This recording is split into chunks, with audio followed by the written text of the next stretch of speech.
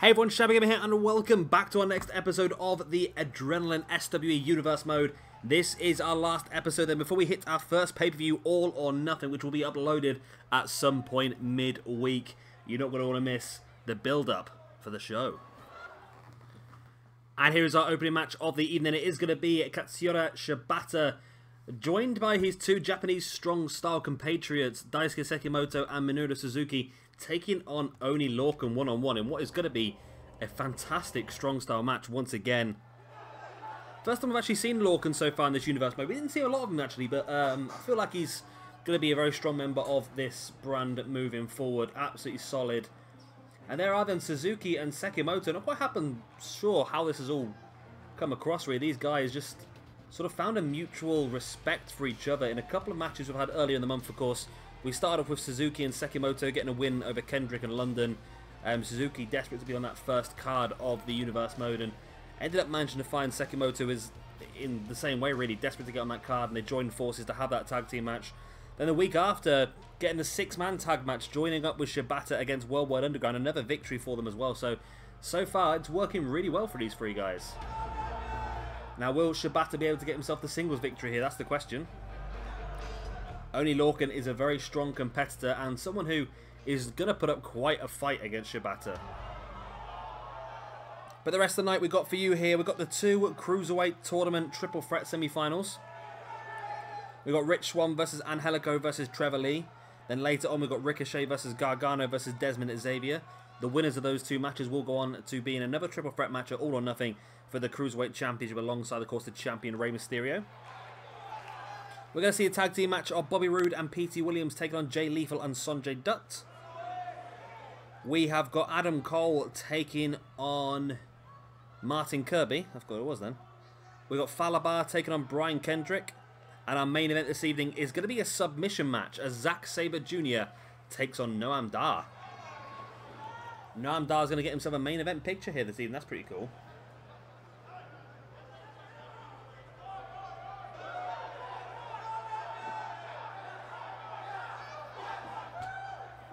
So here we go then, Shibata versus Lorcan, Sekimoto and Suzuki at ringside. And straight away Lorcan just mounting Shibata with those right hands. Nice splash as well. Almost caught the referee there as well, Lorcan. I want to see some more from Lorcan. I don't know quite what they've got planned for him at the moment. He seems to be teaming up with Danny Burch a little bit here and there. In NXT. I quite like the whole Danny Burch Lorcan. The matches them two had together were some of my favourite matches of the previous year in NXT. But now, as I'm working together as a tag team, I think it's fantastic as well. So it'd be interesting to see what they have planned for him in NXT. But I would like to see a mid-card championship. But I feel like the mid-card championship is building up more to be the United Kingdom Championship. Now, spoilers? It's a spoiler alert, right, for NXT. It's not massive. On NXT's episode next week after TakeOver, they have already recorded the match, and it was Tyler Bate versus Roderick Strong, and it was a #1 contendership match for the United Kingdom Championship. Now that match was won by Roderick Strong, which shows that the United Kingdom Championship is sort of.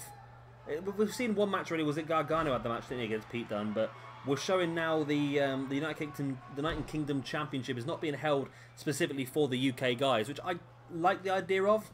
And if it does become an upper mid-card belt for NXT, I think that will be fantastic, because they need the upper mid-card championship, I think.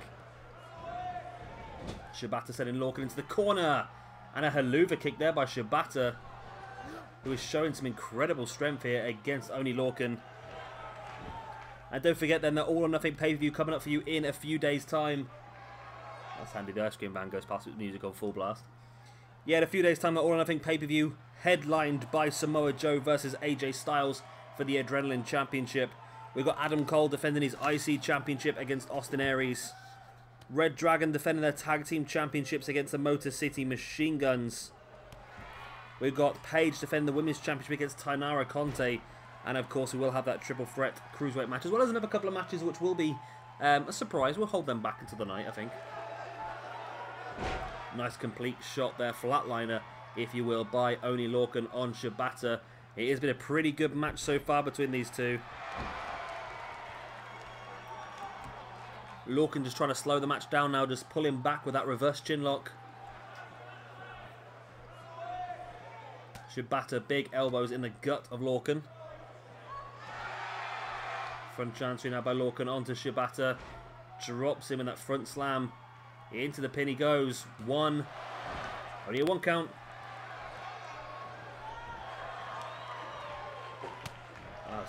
Lorcan completely missed that kick, and Shibata takes control. Took up into a suplex, but finished it off into a hip toss. Shibata now. Oh, kick in the face of Oney Lorcan. And Shibata now stalking the grounded Lorcan. What does he have planned here? A kick in the knee, followed up by the big kick across the chest. Down he goes like a heap of... Well, I'm not going to finish that sentence. But Shibata does get the victory. Like a heap of crap. Dropped him. Where's my highlighter? I've lost my pink highlighter. Isn't life tough when you lose your pink highlighter? There it is. So I have to highlight... I've got the matches written in front of me. I have to highlight who wins. There we go. Shibata getting the big victory then over Oney Lorcan. And the reign of Japanese strong style keeps getting stronger and stronger here then.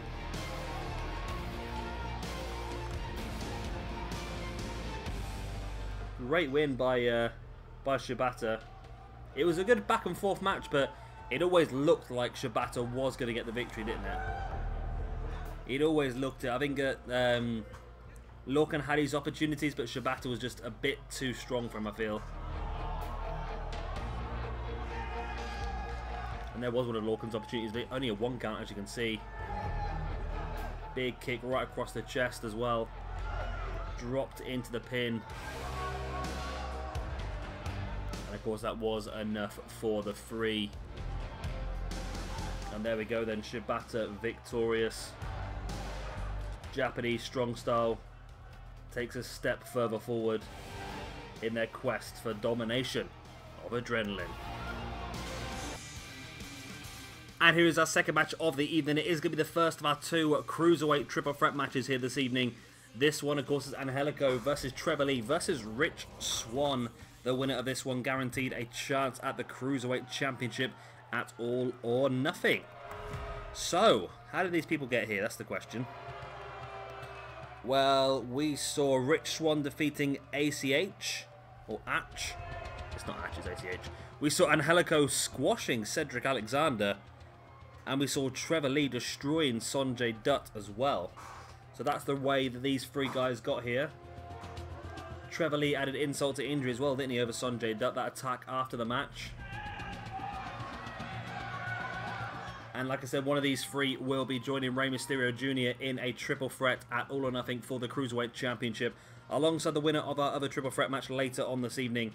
Good old Trevor man, or Ricochet if you will, Gargano, and Desmond Xavier. Desmond Xavier proved himself twice to get in that match as well. Of course, he defeated Lio Rush twice in a space of a few weeks. Of course, the first time was a count-out victory, and NJPW wasn't happy with that. He wasn't happy of having his Cruiserweight Championship tournament brought into disarray with a dodgy win like that. Even though, by the letter of the law, Desmond Xavier won the match, but NJPW decided that he wanted Desmond Xavier to properly prove himself, and that's exactly what Desmond Xavier did.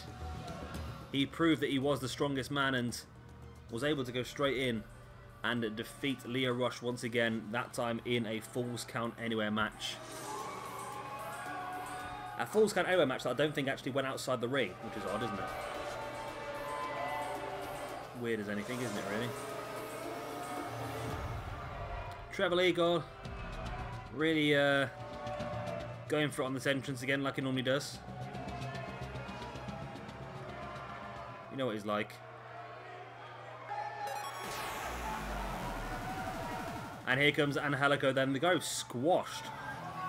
And that's not an understatement. He actually destroyed Cedric Alexander. I was surprised, to be honest with you, how that match panned out. I thought that Cedric might have been the favourite, to be honest, but he got absolutely demolished. Demolished by Angelico. So yeah, it was a bit of a shocker for me. And that is allowing here then Angelico to get an opportunity at the championship. What am I thinking? Trevor Lee is the former champion. He was one who lost the belt to Rey Mysterio Jr., so he'll want to get another opportunity at that championship. I think he'll probably be quite annoyed that he's not been given a guaranteed opportunity to get that championship back. But as we know, that's not how we work around here. We don't work like that around here. We make people earn their opportunities. You don't get a guaranteed new match. It's not how it works. So Trevor Lee has to earn it here, which is not going to be bloody easy, is it, at all?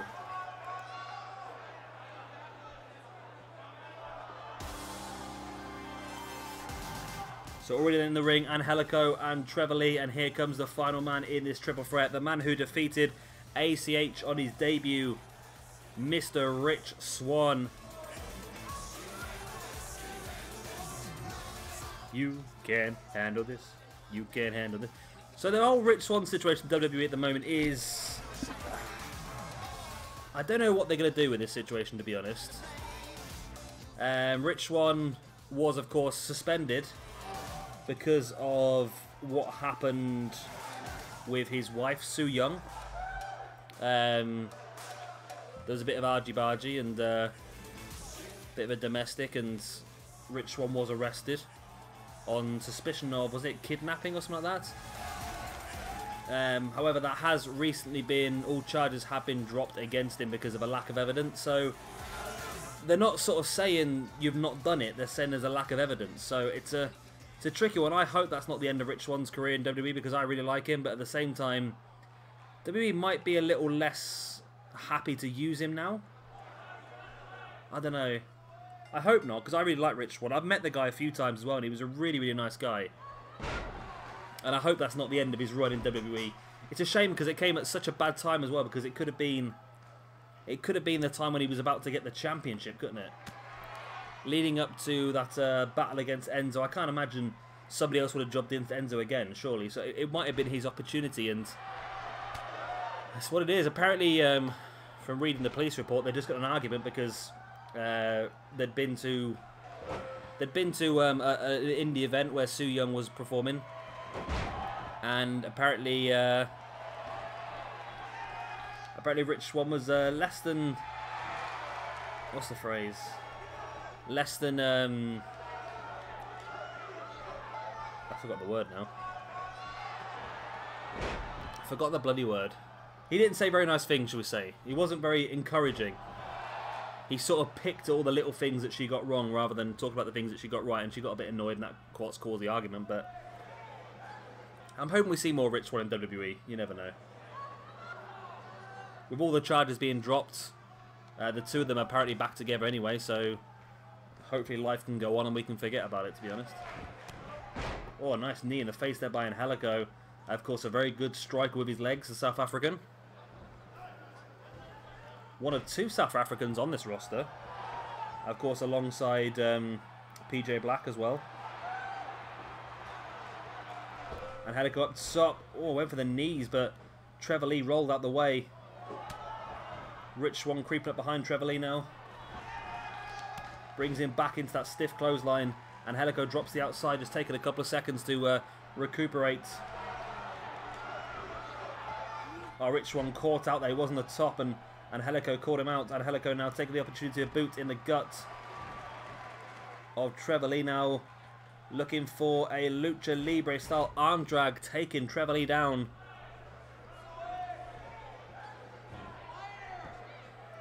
Angelico done some incredible stuff in Lucha Underground, hasn't he? He is the real death defier in Lucha Underground. I remember there's two big ones. The one where he did a drop kick from the top of Dario Cueto's office, and the one where didn't he drop kick somebody off a ladder as well from the top of Dario Cueto's office in the middle of Lucha Underground. It was just incredible. It really was incredible. Looking forward to actually starting to watch my Lucha Underground now. I sort of fell away from it for a while, so I'm going to start from the beginning, I think. I'm going to watch all of Season 1 and all of Season 2. And hopefully by then I will have a whole of Season 3 as well. Trevor Lee now. Gut-wrench suplex on Rich Swann. And Angelico's down the outside. This could be Trevor Lee's opportunity to get himself another opportunity at the Cruiserweight Championship. With the double axe handle, Rich Swann avoids it. And Trevor Lee avoided 2 attacks, one by Angelico and one by Rich Swann. Lee now sending Swann into the corner. And a ripcord knee strike right in the face there by Angelico out of nowhere. Angelico stalking Trevor Lee. Takes him up. There's a razor's edge. But Rich Swann pops out the corner just in time. Angelico a stiff clothesline on Rich Swann. Can Angelico get the pin on Trevor Lee, or has he waited too long? Angelico drops into the pin on Trevor Lee. 1, 2. No, he waited too long. The block by Rich Swann. But Angelico locking in that camel clutch, and Rich Swann able to try and break it up. He does finally break it up. Trevor Lee tripping Angelico over. Gut wrench powerbomb there by Trevor Lee on Angelico. Swann sending Trevor Lee into the corner. Nice running kick right in the face. Into the handspring moonsault. There's the pin. 1, 2. Only a 2 count.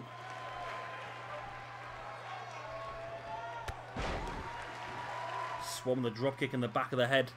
Can he take full advantage before? No, he can't as he gets slammed down there by Trevor Lee now. And Angelico's back up on his feet though. Angelico into the ring. Lee catching Angelico as well. German suplex. Keeps the grip, rolls the hip. Second German suplex. Keeps the grip, rolls the hip. Looking for the trifecta of German suplexes.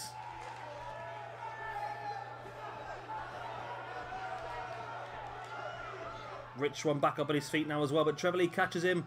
Big front slam. Trevor Lee completely dominating his 2 opponents at this point in time. Does he have enough to pin it to finish one? Does he have enough to finish one or pin him? I mixed pin and finish at the same time there. There's the suplex powerbomb. Gonna go for the pin, but Rich Swann is back up on his feet now, and Swann breaks the pin straight away. Swann looking for a package pile drive by the looks of it, but Trevor Lee fights his way free, and there's that stiff clothesline. Lee now bringing Swann back up to his feet and flattening him with a couple of clotheslines. Another clothesline into a jumping one of his own. Great triple threat this one. Rich Swann springboard tornado DDT. Can Swann finish off Angelico now? He goes for the pin. Angelico's been down for quite some time. How shaken is he? It's only a 1. Going for the drop kick to the back, but Angelico avoids it. Up, and there he goes. Running Meteora. He has Swann crunched up, but Swann kicked out after 2. Trevor Lee back up on the apron. Trevor Lee just allowing Swann and Angelico to take each other down. Now coming in to take advantage of the situation. Sending Angelico into the corner. Rich Swann is grounded on the outside. What are you taunting for? Well, you screwed that one up, Angelico. Angelico taunting the crowd after getting a slight maneuver on Trevor Lee, and Lee just turned the match straight back around. There's the pin. 1, 2. Only a 2 count. Wow, what a match this has been. This is only match 2 of the evening, and we're already nearly half an hour into the show.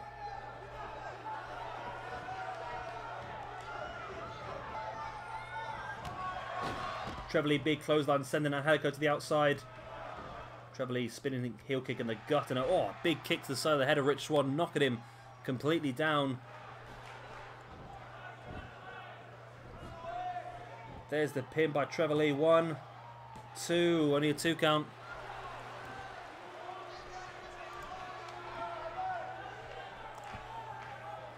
Trevor Lee in firm control. But does he have enough to finish Swann off? And Swann catching Trevor Lee with the knee right in the face. And the pin now. 1, 2. Oh, Trevor Lee was rocked, but not quite enough to be kept down.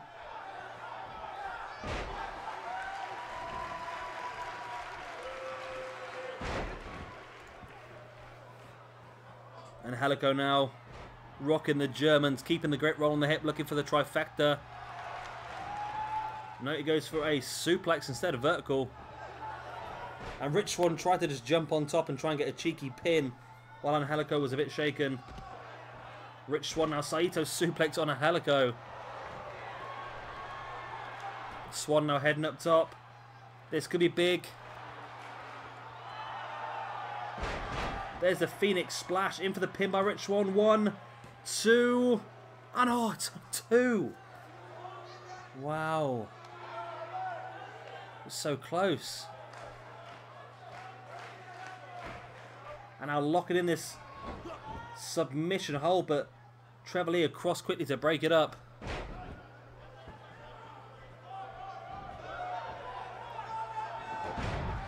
Nice takedown there by Rich Swann. And Swann struggling. Everyone's struggling, really. It's been a long match now. Everyone's getting a little bit tired out.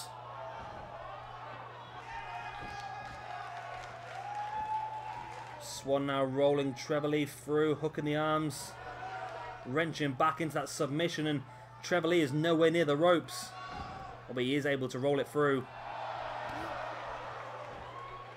And a stunner by Lee onto his own knee.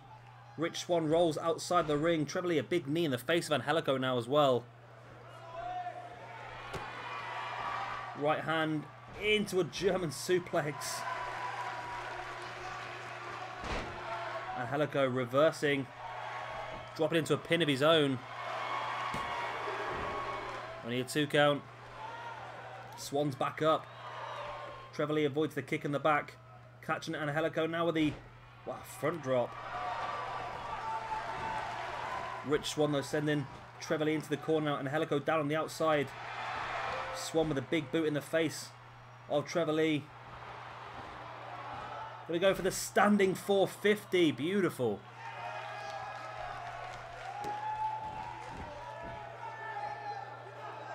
And now wrenching back that cloverleaf here on Trevor Lee. And Angelico's down the outside. Is Trevor Lee going to succeed? Is he going to tap? He breaks free.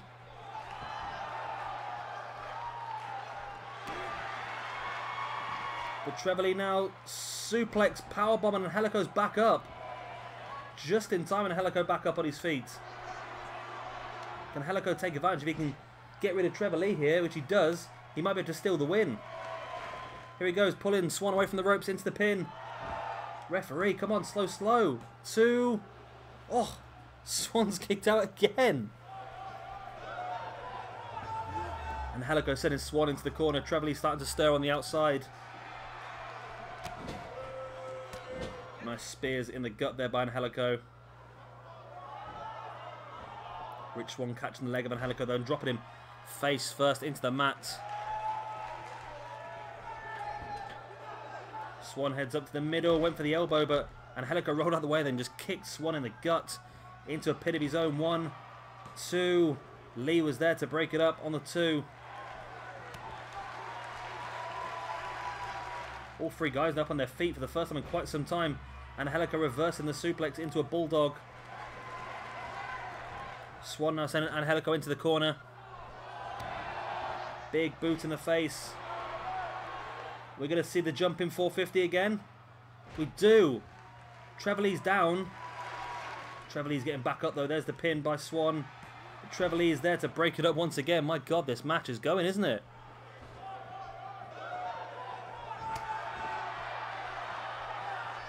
Trevor Lee now taking Swann up onto his shoulders.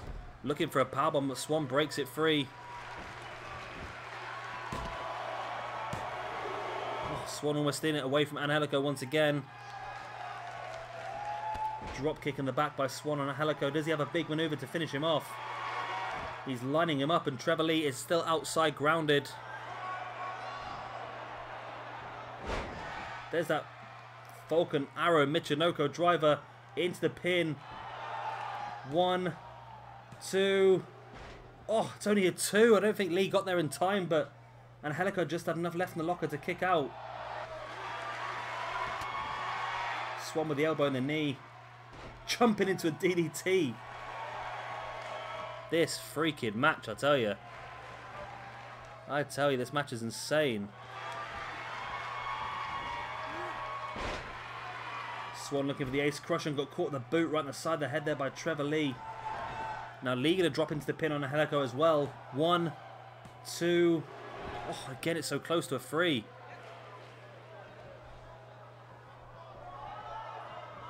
Lee now bringing Angelico back up to his feet, send him into the corner. Trevor Lee hoisting Angelico up onto the top. What is Trevor Lee going for here?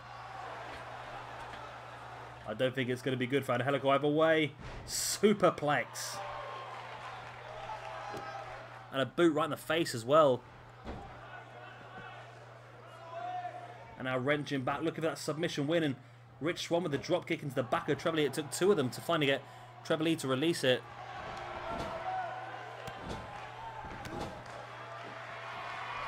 Rich Swann rolling out the way, that attack by Lee. Taking him up. Oh, there it is again. Is that going to be enough? Rich Swann drops into the pin. Angelico's down 1, 2, and 3. And Rich Swann wins what was an incredible match to make his way through to All or Nothing into that Cruiserweight Championship match against Rey Mysterio Jr. and another from tonight's other triple threat match. Oh, wow. What a cracker that was. That was the sort of Cruiserweight match that we want to see. It just shows why triple threat Cruiserweight matches are the best matches in this game, essentially. They always seem to work really, really well for us, don't they?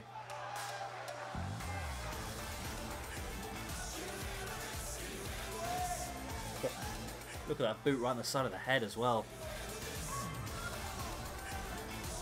So much back and forth action. Any one of these 3 guys could have won on any number of moments. I've lost the ability to talk. That's how much this match has hit me, I tell you. It's thrown me.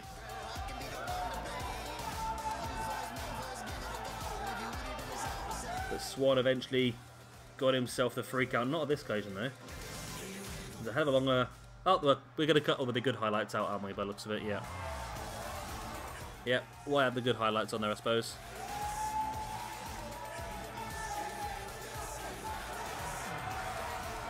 And Rich Swann will be joining Rey Mysterio Jr. in that championship match at All or Nothing then for the Cruiserweight belt. I can't wait to see who's going to join him. It's going to be either Ricochet, Johnny Gargano, or Desmond Xavier. That match coming up for you later. And here is our next match of the evening. A classical sort of TNA match, I suppose, if you look at it that way. You've got 2 full members of Team Canada in Bobby Roode and Petey Williams taking on Jay Lethal and Sonjay Dutt. So, of course, both Lethal, Dutt, and Williams were all part of the... They're all part of the X Division back in the early days of TNA. That's what I'm trying to think of. I forgot the use of words there for a second.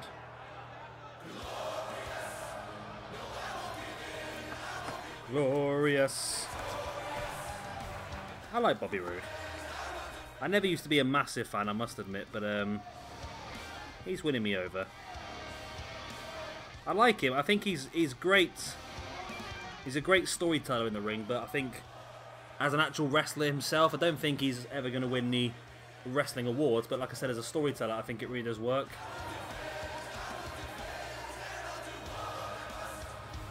And here, teaming up then with Petey Williams. Could be an interesting situation to see how he gets on. Could be a new line for him as well, getting himself into this Tag Team Championship picture. Could be very useful.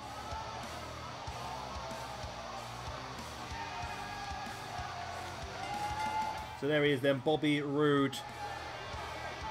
I'm going to go out on a limb and say the United States Champion.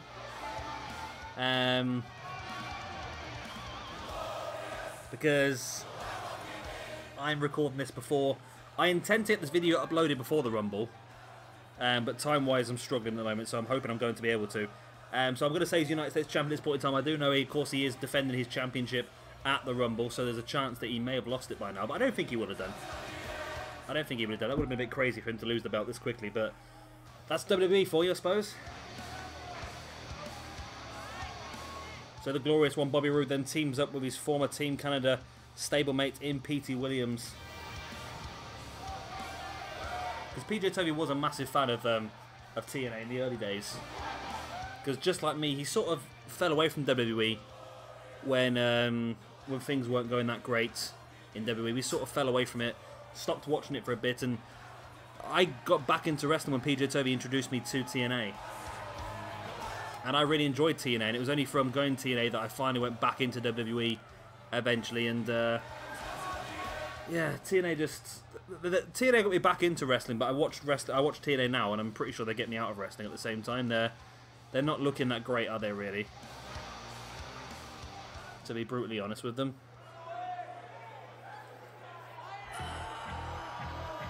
And then here comes his tag team partner, Little Petey Pump.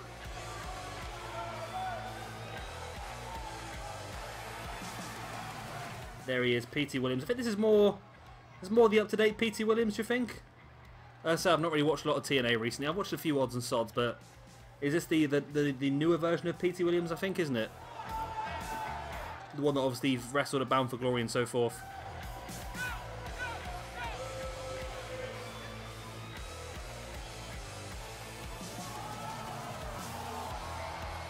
And teaming up once again, like we said, with Bobby Roode. I wonder if Petey Williams would ever turn up at WWE. I think if he did, it would only be... You know what? He could have a little run, couldn't he, in the old Cruiserweight division? It's possible. It is possible.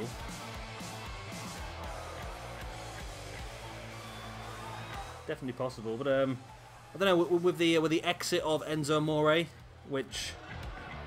You know what? I didn't like Enzo, but at the same time, you have to respect the lad, because he really did keep... I know a lot of people are going to refuse to agree with me on this one, but he did keep the Cruiserweight division looking strong, only because what the Cruiserweights really lacked, and they've got a lot of fantastic wrestlers, but what they really lacked were characters, and specifically heels. And Enzo was a fantastic heel in that Cruiserweight division because everybody hated him, and that's exactly what you should be if you're a heel. And I feel like that's probably why he was as good as what he was. So that's interesting. I like that. But obviously, what he's done was stupid. And I'm not going to defend him at all, because you can't defend that man, can you, really? Well, then again, I'm going to just obviously say that he's not been found guilty yet. The police investigation's underway, but I just, yeah. I feel like now is the chance for Drew Gulak to really take control and become one of the big names in WWE, so I think that's pretty good. I like Drew Gulak. Again, another guy I've seen a couple of times wrestle in the UK. And it does open up spaces maybe for some more cruiserweights to move up from NXT. And here is Sonjay Dutt. So of course Sonjay Dutt, a man who... I think he signed a... Does he sign with TNA now as an agent or so forth, isn't he? Pretty sure he has. Yeah, signed up with TNA as an agent.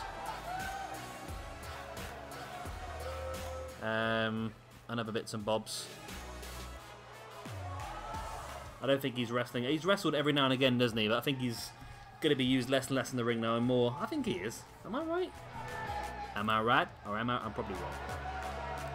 I'm probably wrong. I've got my life wrong. I started worried there for a second. Let's have a look. Sonjay Dutt. Why is Sonjay Dutt's eye something you can search for?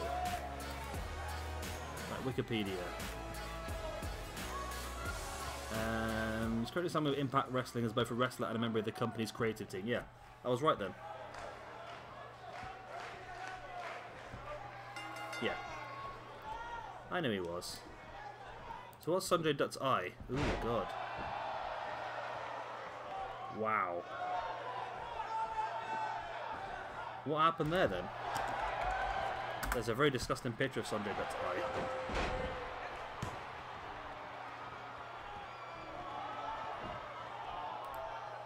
It was last year. It was last April.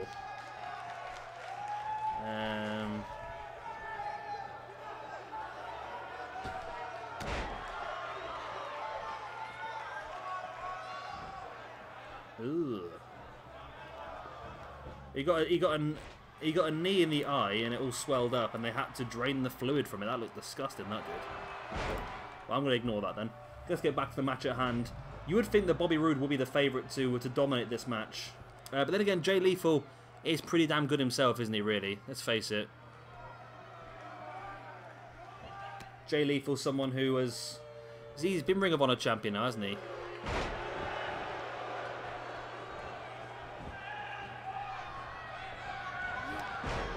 Ring of Honor television champion as well, as Pete Williams getting the hot tag into the ring. But Jay Lethal catching him, sending Petey off the ropes. And Jay Lethal flattening Petey Williams as well.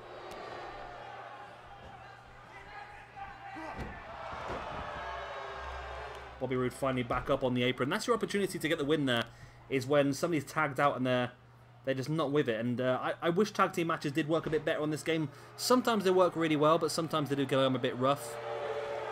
Rough around the edges.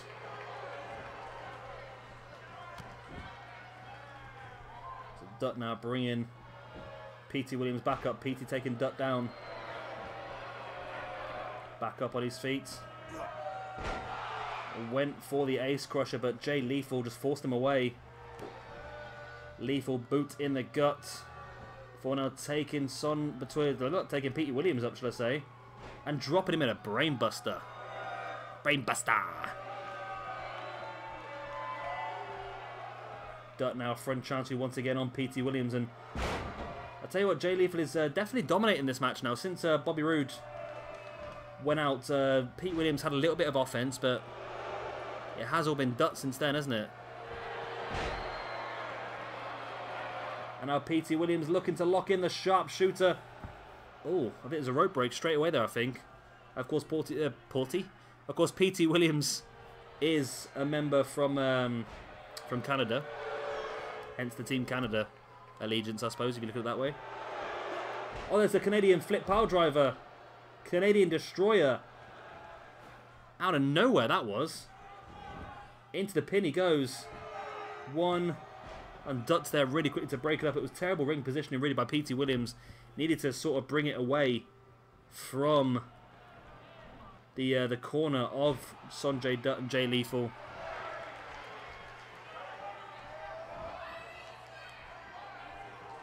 Jay Lethal now with an Alabama slam on Petey Williams. All of a sudden, he's back in some control here, Jay Lethal.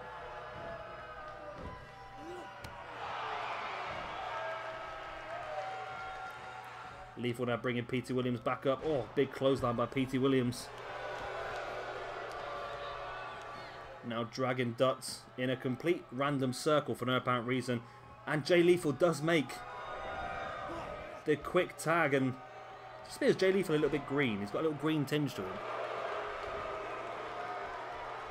Is that why he's on adrenaline? A little green tinge. There's the flatliner there by Petey Williams, and as you can see, Jay Lethal is down on the outside, so if Williams can catch Dutt unawares here with that Canadian Destroyer like he just did, that could be enough to win the match, you know. Where's Dutt getting these Canadian Destroyers from? They're like on... It's like he's got infinite finishers. There's the pin. 1, 2... Oh, it's only a 2 count. The damage had not been done enough yet. Which I'm not surprised, because Dutt literally only just come in the ring a few moments ago. Here's the tag, though. Petey Williams bringing Bobby Roode in, and the two of them, nice. Great tag team work.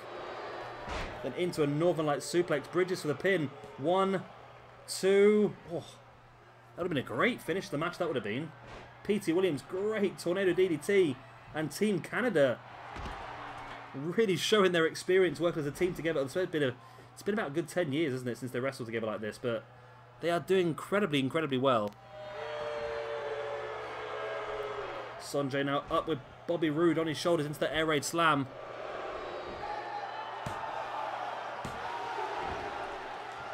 Two count there. Sonjay now went for the drop kick to the back of the head of Bobby Roode. Roode avoided it.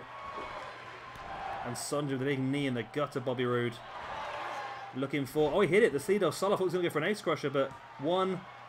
And Petey Williams is there to break it up after 2.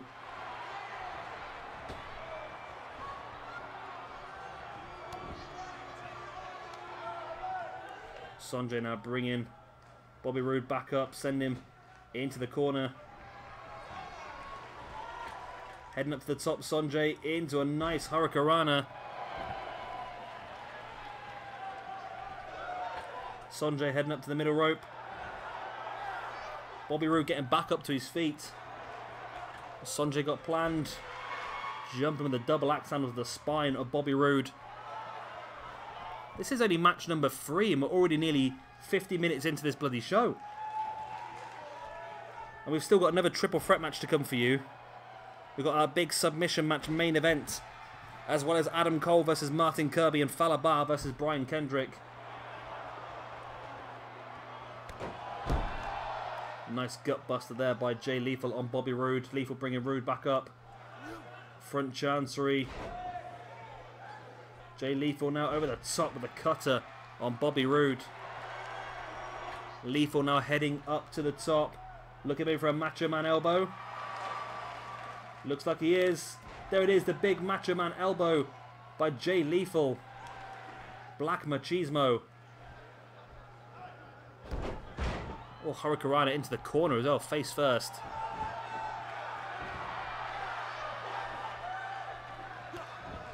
Big kick in the spine there by Lethal. Lethal front chancery now. Into a snapmare. Now with a cutter.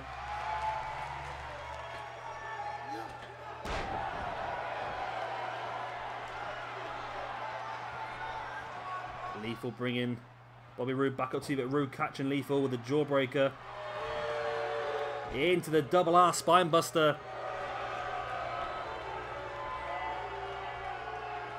Now Roode dragging Lethal middle. I don't know what Roode was going for there.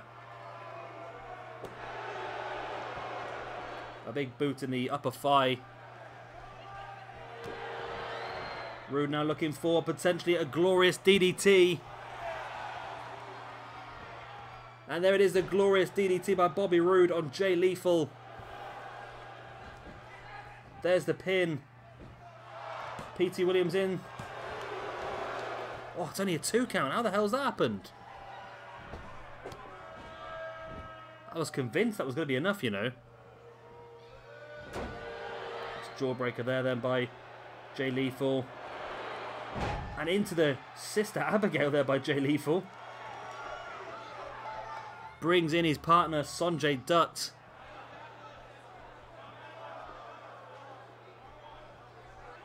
Does Dutt have enough for the finish?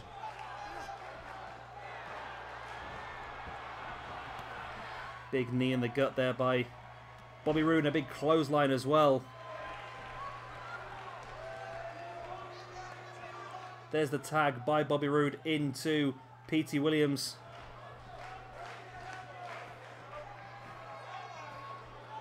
What is Williams up to here? Going in for the pin. His feet are up on the ropes. One. Only a 1 count. I don't know how the referee hasn't seen that, to be honest.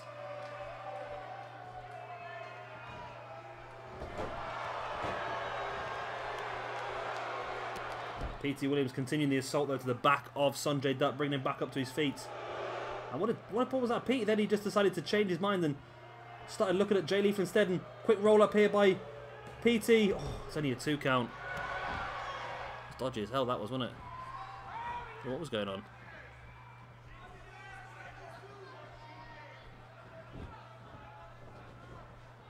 In comes Jay Lethal though, catching the hot tag, but Petey Williams ducking the clothesline, taking Lethal up.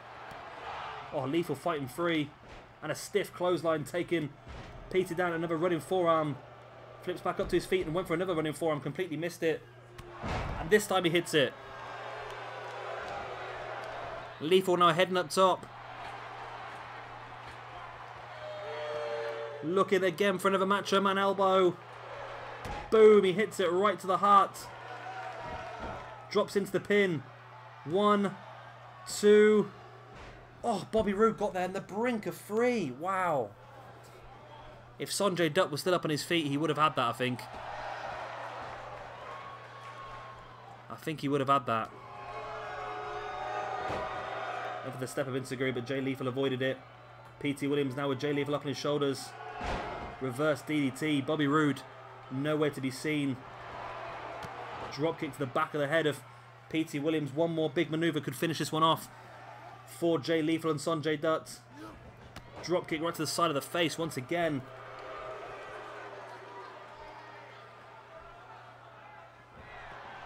This match really getting a lot of time, isn't it? If this is going to be another Macho Man elbow, this could be enough. It isn't a Macho Man elbow, but Bobby Roode is back up on his feet.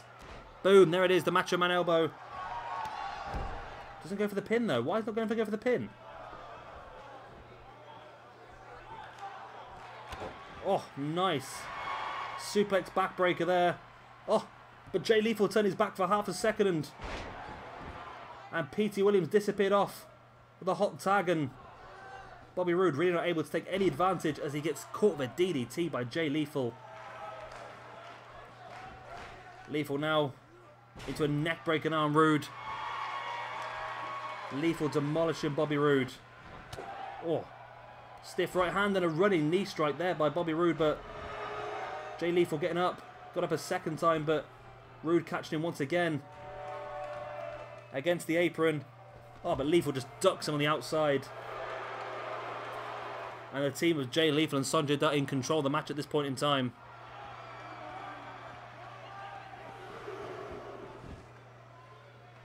Lethal sending Bobby Roode back into the ring. Up to his feet he goes. Boom. Face first into the mat. Don't know why he hasn't gone for a pin there, because Petey Williams was down and grounded. His elbow in the face, another elbow as well, but Dutt catching Bobby Roode with the jawbreaker. Now onto the shoulders, looking for the air raid slam.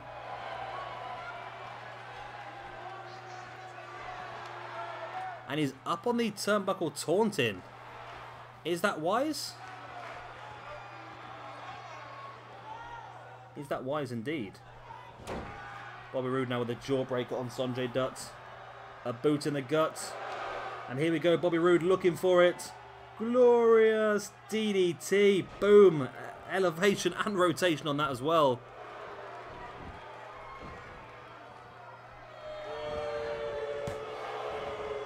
Oh, come on, Petey Williams. How retarded is the AI if it has to stop halfway there before it can actually go for it? Bit of a tag team in with a double ace crusher.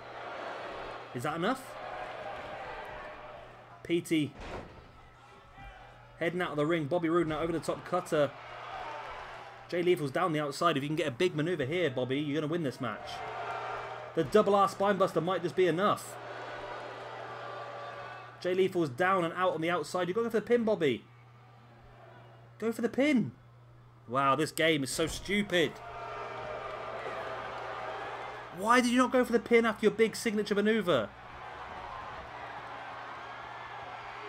Sonjay Dutt heading up top, maybe looking for a 450.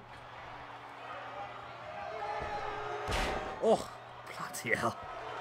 The moonsault double foot stomp by Sonjay Dutt.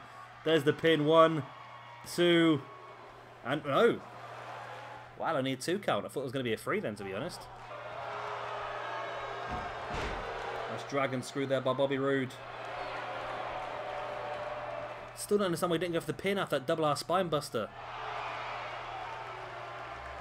1, 2, only a 2 count. This match has been going now for an age.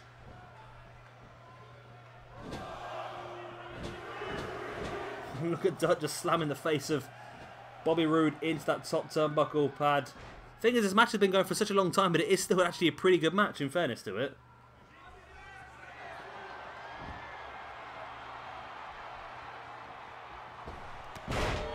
Nice springboard there by Sonjay Dutt. Does he have enough though to finish off Bobby Roode?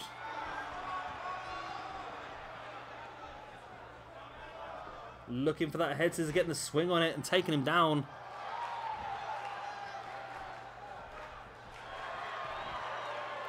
Dutt now taking Bobby Roode up onto his shoulders into the air raid slam as well. Is that going to be enough? Again, not going for the pin.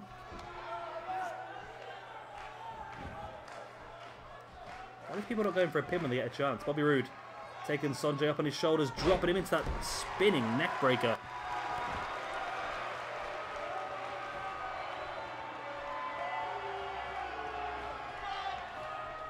Bobby Roode now dragging Sonjay away from the ropes. Into the pin. 1.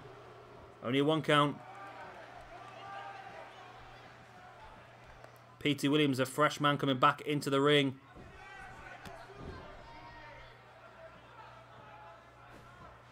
Petey dragging Sonjay away from the middle of the ring. Once again into the pin. 1, 2. Still only a 2 count. Well, this match is on fast momentum as well, I will say. I always put tag team matches on fast momentum because they last too long. Case in point, just this one here. This must have been going on a good bloody half an hour, this match now.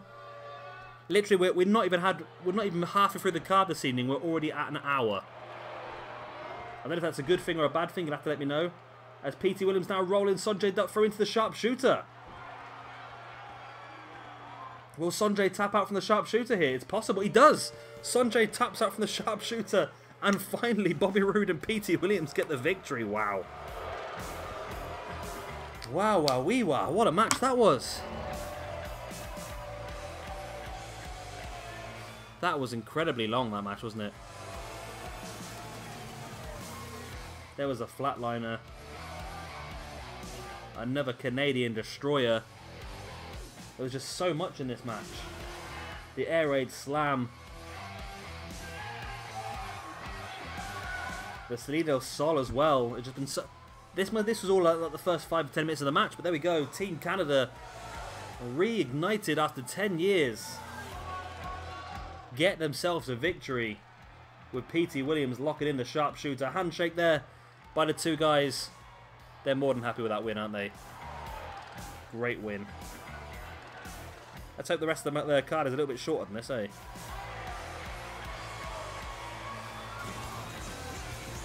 And here's our next match of the evening. It is going to be a one-on-one match between Adam Cole and Martin Kirby. And of course, where Adam Cole goes, he's closely followed by the rest of the Undisputed Era, Bobby Fish and Kyle O'Reilly. Which is pretty cool. Of course, Adam Cole is your current Intercontinental Champion here in SWE Adrenaline. He will be defending that belt against Austin Aries in a few days' time at our All or Nothing pay-per-view.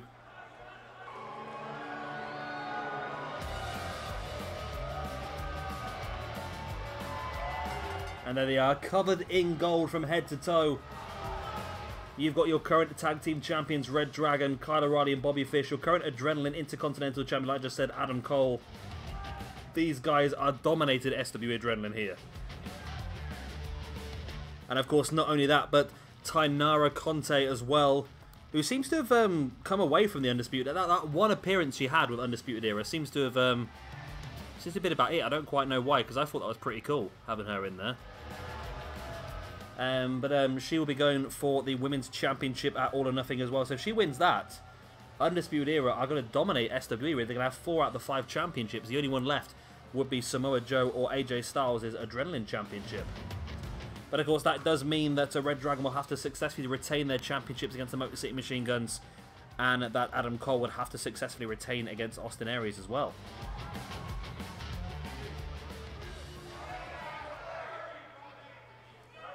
Adam Cole looking pretty happy with himself, as he normally does.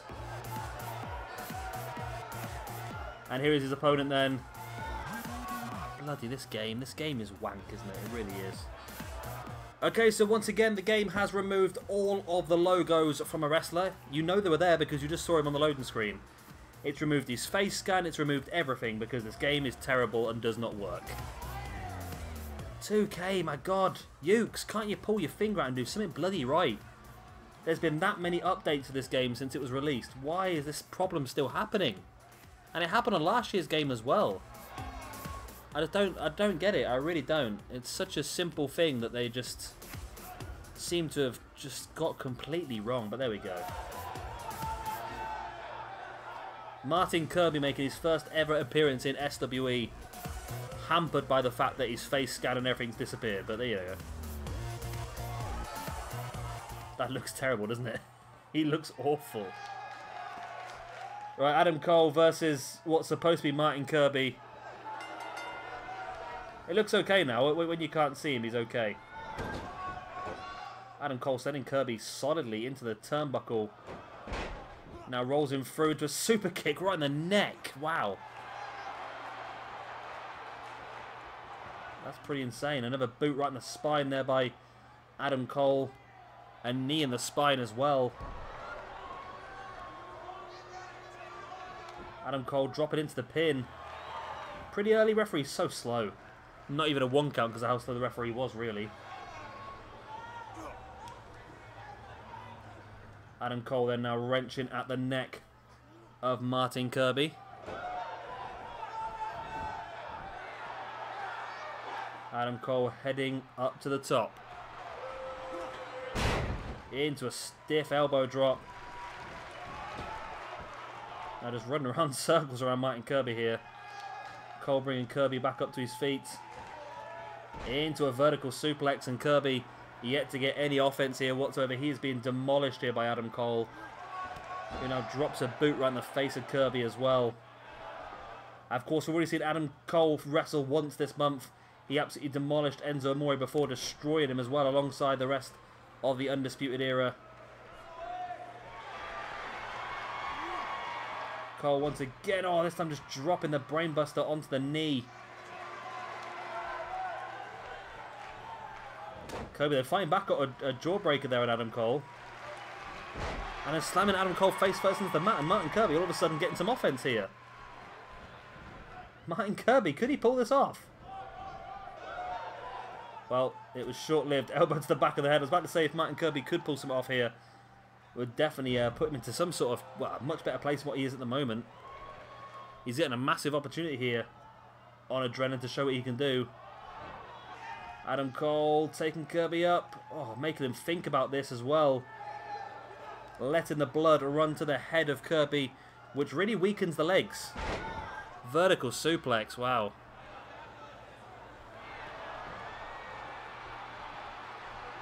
Adam Cole now stalking Kirby.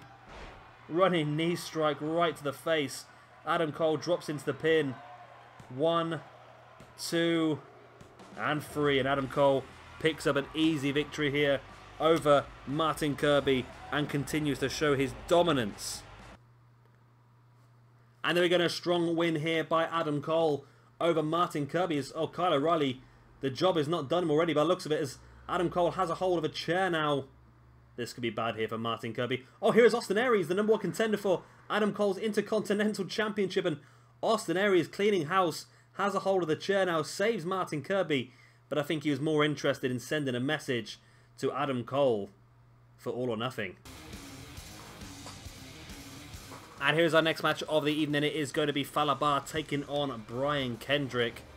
Another opportunity for Fala Bar to show what he can do. I don't think he's actually... no, he's not been seen so far in SWE Adrenaline this season. Of course, he was in the previous season. Before we finished it off and started this one, Fala Bar was in there and was pretty dominant. So it'll be interesting to see if he can be dominant here once again, rocking the Ryback entrance. He wants to be fed more, and that's exactly what he's going to get with Brian Kendrick. Feed me more. I'm hungry. Good old Fala Bar. Unfortunately, he's not as big as he should be. The game seems to have some sort of size limit now, which is difficult because it means that people like Fala Bar are difficult to make. People like Yokozuna are impossible to make how they should look as well. But this guy, I've not, again, like I said earlier on, I've not really watched a lot of TNA recently, but as far as I'm aware, and I do read a lot of the results of TNA, as far as I'm aware, this guy is pretty damn over at the moment in TNA. I don't quite know why, because these sort of big, fat guys don't generally get over that much as a face. They're normally heels, aren't they, really? But this guy definitely seems to be getting over quite a lot. And here he comes then, Brian Kendrick. Captain Hook himself. I quite like Kendrick. I'm surprised Kendrick is not doing... Again, I don't think I've not actually ever watched an episode of 205 Live. I'm not going to lie. I really should do, because it's got my favourite wrestlers on. But the... it's just, as far as I know, it doesn't seem to be as good as what it should be, to be honest. I just think there's more to... there's more to 205 Live than what it should be. I don't know. It just doesn't seem to be allowed to I don't know if it's the crowd. I'm not blaming the crowd as such, but I feel like it's the... I feel like it should be different. It should be... The reason it worked so much in the Cruiserweight Classic was because it was a small, compact arena. The crowd were lively, this, that, and the other. But just recording it after SmackDown in that massive arena, I think just doesn't seem to work as well, I don't think. Which is a shame. I feel like they should record the whole thing just like they do at NXT. Just record a bulk of like 10 episodes or something like that in one go. And then just have them appear on Raw and SmackDown as individual. I think that would work better. I think if they shared them between Raw and SmackDown, the Cruiserweights, and let them do other stuff as well, and then did the whole thing like they did with NXT in the NXT arena, I think that would work really, really well. Pin here by Fala Bar on Brian Kendrick. Very... Oh my god, he's won. Wow. Wow. Holy crap.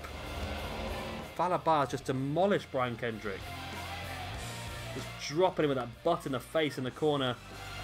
And that was it. That was all it took. The running force of that alone right into the face of Brian Kendrick just finished him off. Holy crap balls.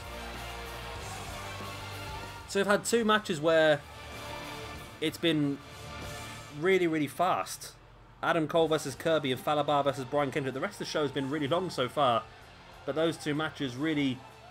Well, really showing the dominance of certain superstars here within SWE Adrenaline. And it'll be interesting to see where Fala Bar goes from here. He's looked dominant so far in every match he's had in SWE. What's PJ got lined up for him next? And here's our next match of the evening. It is going to be a triple threat match. The second triple threat in our Cruiserweight semis here this evening. We know it's already going to be Rey Mysterio versus Rich Swann. And we know that one of these three guys, either Johnny Gargano, Ricochet, or Desmond Xavier, will be joining them alongside Rey Mysterio Jr. All or Nothing for the Cruiserweight Championship.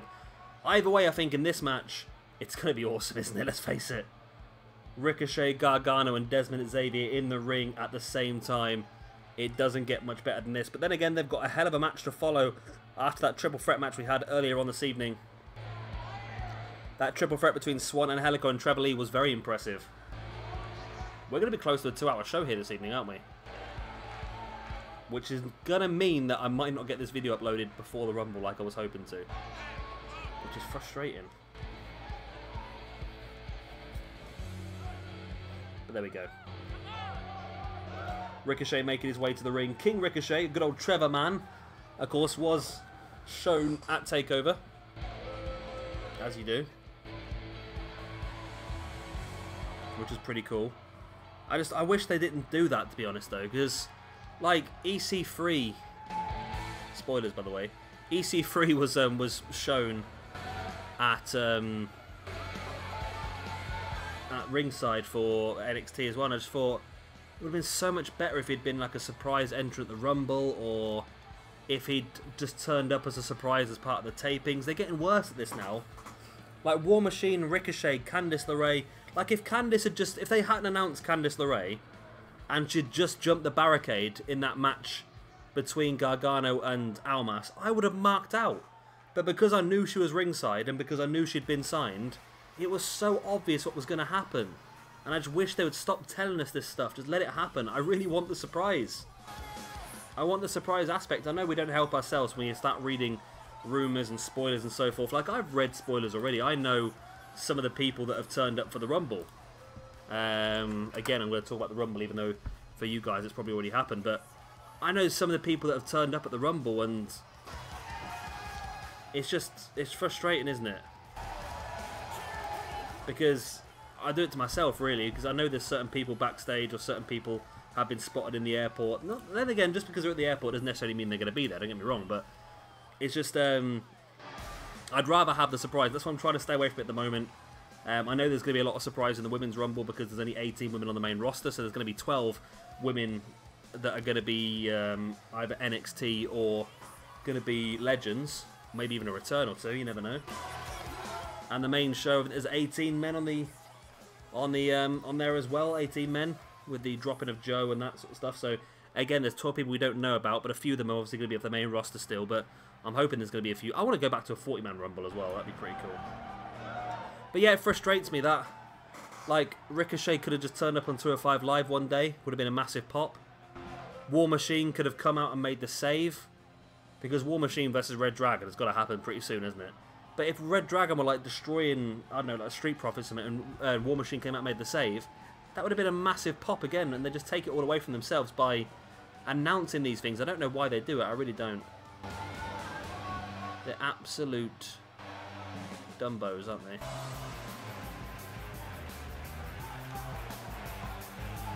I don't know what they're up to.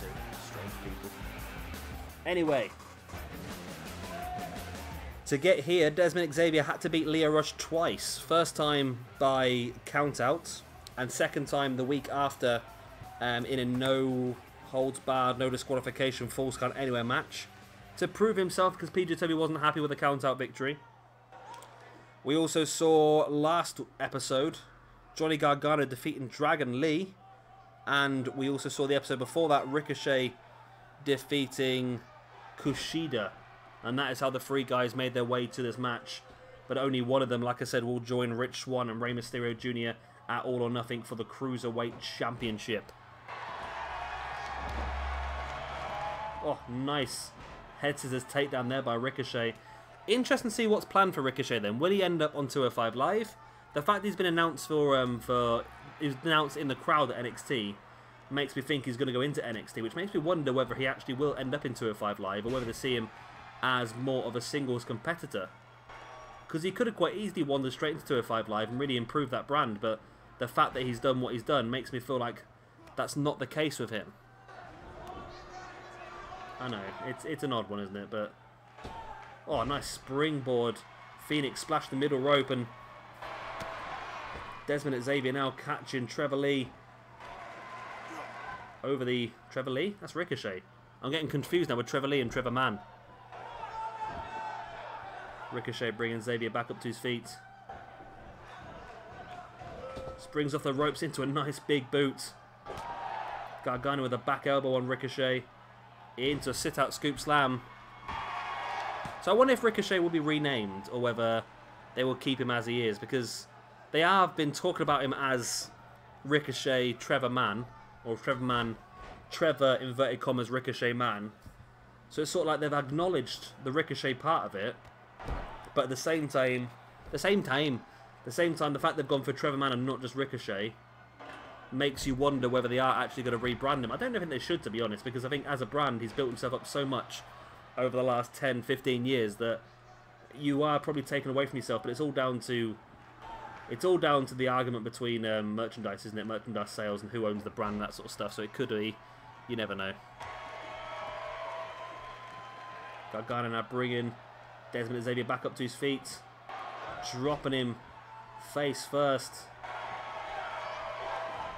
The best thing about Ricochet and EC3 and War Machine, though, turning up, is that they probably are now early enough to get scanned ready for WWE 2K19. Pin here by Ricochet on Desmond Xavier, only enough for a 2 count.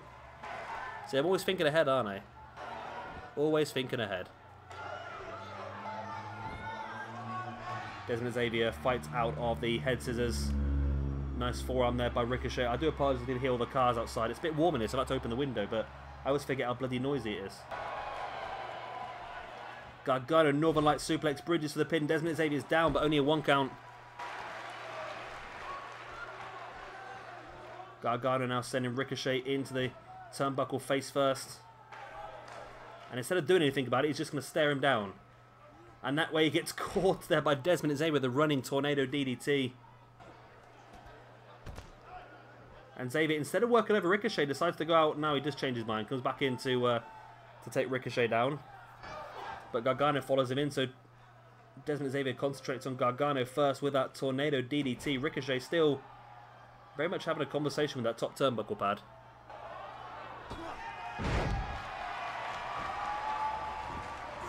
Pinned there by Desmond Xavier, but Ricochet is now back up on his feet and free. But Ricochet just backing away from the corner, just having a couple of seconds to relax, just trying to get his energy back. Knows that Gargano is not going to tap out that quick to a cloverleaf, so he does have the chance to give it a couple of seconds, let the damage be done to Gargano. Gargano now once again dropping Desmond and Xavier face first. Then taking Ricochet down as well. Ricochet fighting back. Taking Gargano up onto his shoulders, but Gargano, nice arm drag takedown into the pin. 1, 2, and only 1 count. Big kick in the spine there. Gargano on. Desmond and Xavier now locking in. That Gargano escape middle of the ring. Ricochet's down. Is Desmond and Xavier going to tap? If he does, then Gargano's joining Swann. He does. Desmond and Xavier taps out and Gargano wins. Wow. What a match we have for you. All or nothing then. Rey Mysterio versus Rich Swann versus... I don't know what happened now. I sucked in loads of air by mistake. Rey Mysterio versus Rich Swann versus Johnny Gargano in a triple threat for the Cruiserweight Championship. It was a pretty good match. Obviously not as good as the triple threat earlier, but it was good. But not as long, I suppose, is the best way of putting it.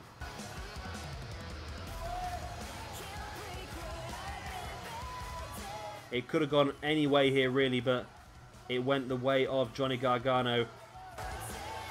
There was that Northern Light suplex on Ricochet. So this is where it sort of finished off, wasn't it? That drop on the face there. The arm drag takedown of Ricochet, which slid him out of the ring. Gargano went for the pin once again. It wasn't quite enough.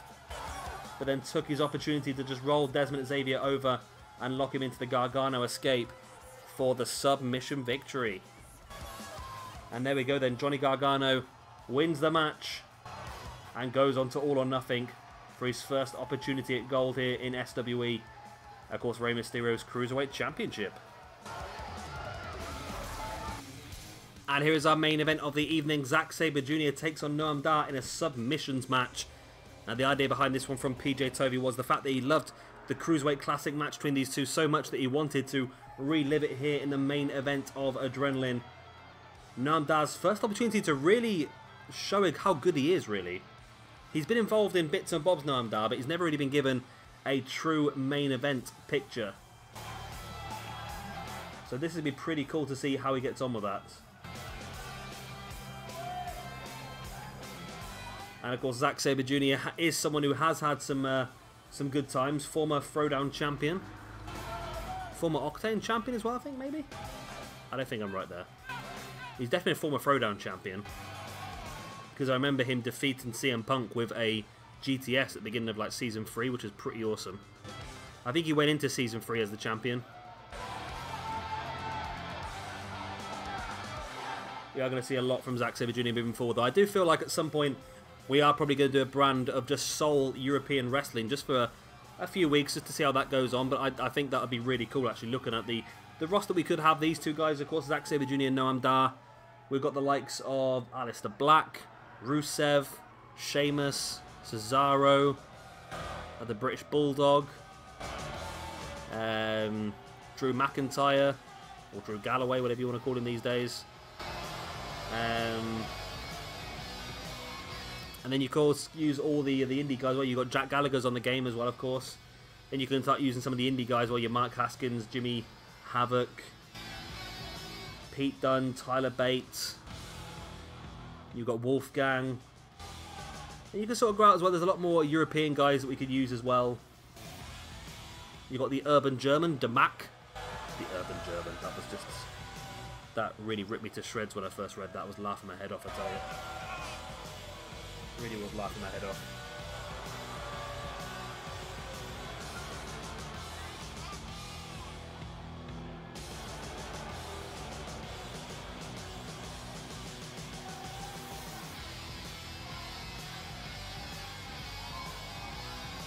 And here he is then, Noam Dar.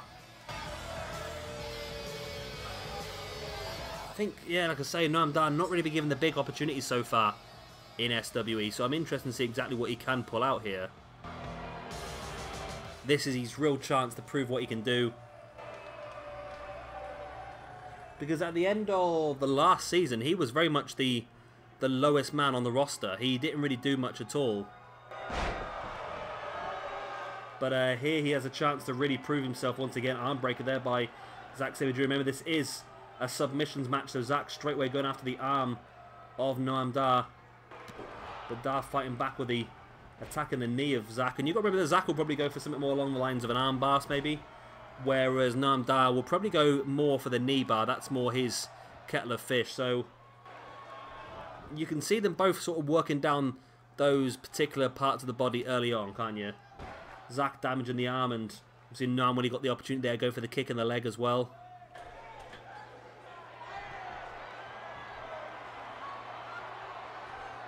Zack up on the top. Nice jumping elbow. Jumping European uppercut it was, really, wasn't it? Zack stamping on the back of Noam Dar once again. And another kick in the back of Noam Dar. Noam Dar rolling out the way of that one. A back rake. Well, he can go down and gritty, can't he, old Noam Dar? Went for the drop kick to the knee, but Zack avoids it. Now Noam Dar taking Zack up. And looks like he's going to garrote him across that top rope. This will be a massive win, this will be for Noam Dar, you know.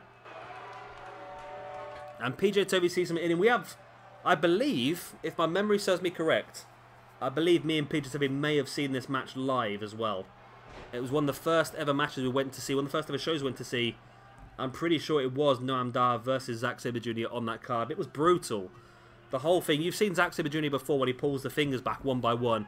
You think that's brutal on telly, you wait till you see it live. It is, oh my god, is it bad. It is really, really brutal. Elbow in the face there by Zack on Noam Dar. Into that running cutter. Noam Dar really just holding on to the ropes here, struggling a little bit.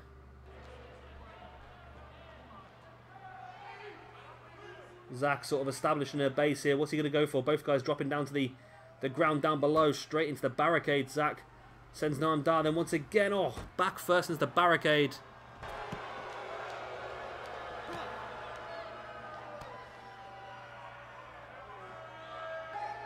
Zack now, big kick in the spine of Noam Dar. And Zack sending Noam Dar into the ring.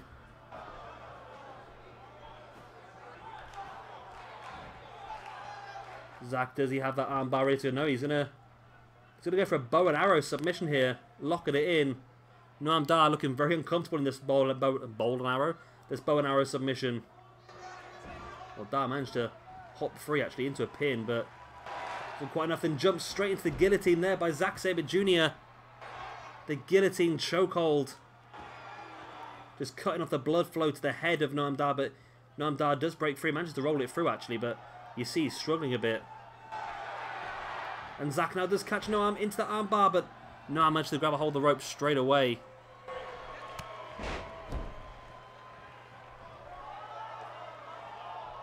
Dar now, big kick in the spine of Zack Sabre Jr.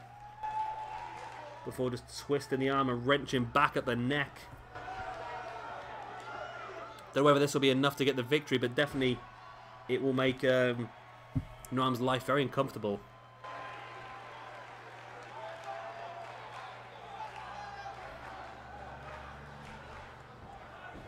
Dar breaking free. Now catching Zack with that forearm in the face. A boot in the leg before. That sharp, short DDT face first into the mat. Noam Dar kick in the spine. Zack catching Noam with the jawbreaker. Ducking the clothesline, another kick in the leg and another one as well. And Zack now trying to weaken the legs and the knee of Noam Dar before locking in that head scissors once again.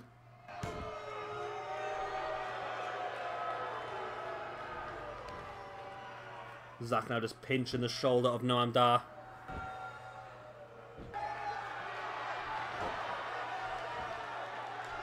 Zack bringing Dar back up to his feet. Snapmare taking him down now into a nice headlock. I forgot what a headlock was there for a second. Zack sending Noam Dar into the corner. Gonna hoist him up high. What's he looking for here? I wouldn't want to be Noam Dar at this point. Oh, but Dar, the boot in the face of Zack breaking free. Dropping Dar Dropping the Zack Ricochet with an elbow right to the top of the head. But Zack taking Noam Dar down. As soon as Dar gets any offense here, Zack just has an answer for it. These two guys know each other so well. And there's a haluva kick in the corner by Zack on Noam Dar. Zack bringing Dar back up, but Dar fighting back with forearm in the face once again. Zack fighting free. Backdrop on Noam Dar. And Zack just taking a second now. He's a bit tired out. Zack bringing Dar back up. And once again rolls him through into the armbar. But this time Noam Dar not close enough to the ropes. And Noam Dar taps out and Zack Sabre Jr. does get the victory. Dar showed some good action here today. I'm quite impressed with what I saw. But it's just not enough to defeat a man like Zack Sabre Jr. That's taken nothing away from Noam Dar. That's just because Zack's so bloody good. Zack is a fantastic, fantastic wrestler. And yeah, I feel sorry for Noam Dar to be thrust into a main event against such a big name. But this is the way you've got to prove yourself. You've got to win the big games when you are in the top end of the roster. And unfortunately for Noam Dar, he just didn't have enough in the locker. Maybe on a different day, he might have been able to pull it off. But Zack just was that one step ahead of him all the way through the match. And there we go then, win for Zack Sabre Jr. So there we go, guys. That's the end of this episode of Adrenaline. I hope you have enjoyed it. Of course, if you have, then please do hit a like. And, of course, subscribe if you want to see some more. We are only a few days away now from our first Adrenaline pay-per-view, which, of course, is going to be all or nothing. Big matches in that one. Joe versus Styles. Adam Cole versus Austin Aries. We've got Rey Mysterio versus Rich Swann versus Johnny Gargano. We've got Red Dragon versus Motor City Machine Guns. And, of course, more as well. I've been Shabby Gamer. Thank you very much for watching, and I'll see you all next time. Bye.